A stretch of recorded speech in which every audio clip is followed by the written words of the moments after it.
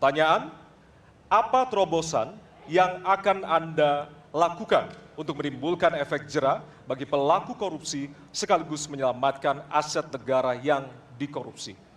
Waktu Anda 2 menit Bapak, dimulai dari sekarang. Terima kasih. Yang pertama dari si penegakan hukumnya dulu. Maka kalau saya mulai dari sini, maka yang mesti dilakukan adalah pemiskinan. Yang kedua, perampasan aset.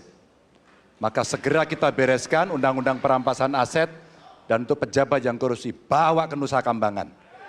Agar bisa punya efek jera bahwa ini tidak main-main.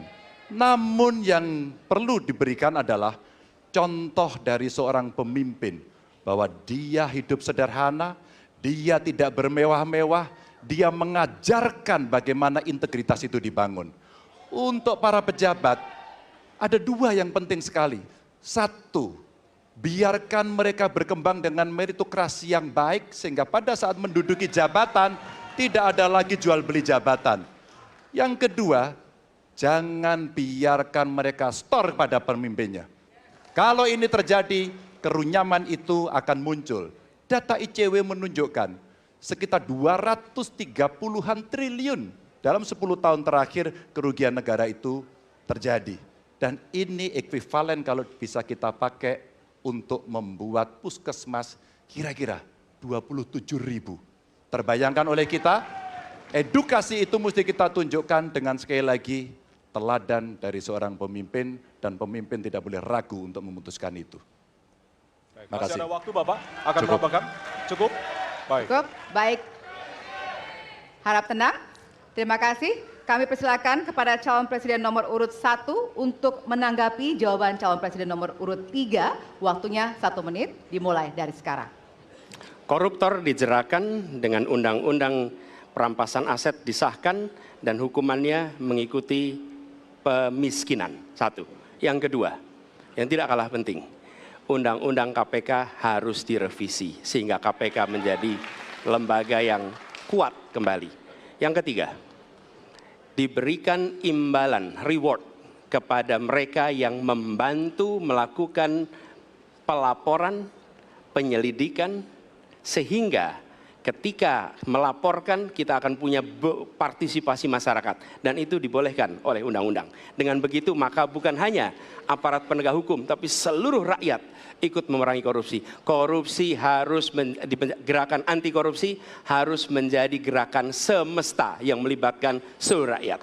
Kemudian yang keempat, yang tidak kalah penting, adalah standar etika untuk pimpinan KPK harus standar yang tinggi. Terima kasih. Baik. Ya. Dan selanjutnya kami silakan kepada calon presiden nomor urut 2 untuk menanggapi jawaban dari calon presiden nomor urut 3. Waktu Bapak 1 menit, dimulai dari sekarang. Terus terang saja, saya dalam hal ini setuju dengan sikap dan jawaban dari Pak Ganjar masalah korupsi. Korupsi adalah pengkhianatan terhadap bangsa. Korupsi harus diberantas sampai ke akar-akarnya. Kita harus perkuat KPK, kita harus perkuat juga kepolisian, kita harus perkuat juga kejaksaan, kita harus perkuat ombudsman, semua badan-badan yang bisa membantu untuk mitigasi korupsi harus kita perkuat. BPK, BPKP, inspektorat di tiap kementerian ini harus diperkuat. Jadi saya sependapat korupsi harus diberantas sampai seakar-akarnya. Terima kasih. Waktu masih ada, Bapak? Cukup. Cukup. Baik, terima kasih. Kami persilakan calon presiden nomor urut 3 untuk merespon tanggapan dari kedua calon presiden lainnya. Waktunya 1 menit, dimulai dari sekarang.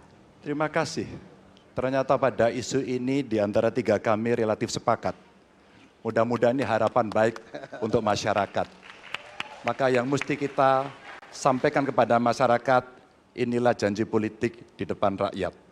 Maka kalau kemudian kita bisa menyatukan yang saya sampaikan di awal, pikiran kita sudah sama, perkataan kita sudah sama, maka kalau perbuatannya tidak sama, kitalah yang dihukum oleh rakyat. Maka mudah-mudahan pemilu besok ini akan menghasilkan semangat yang sama untuk kita memberantas korupsi. Integritas itu penting sekali dan nomor satu.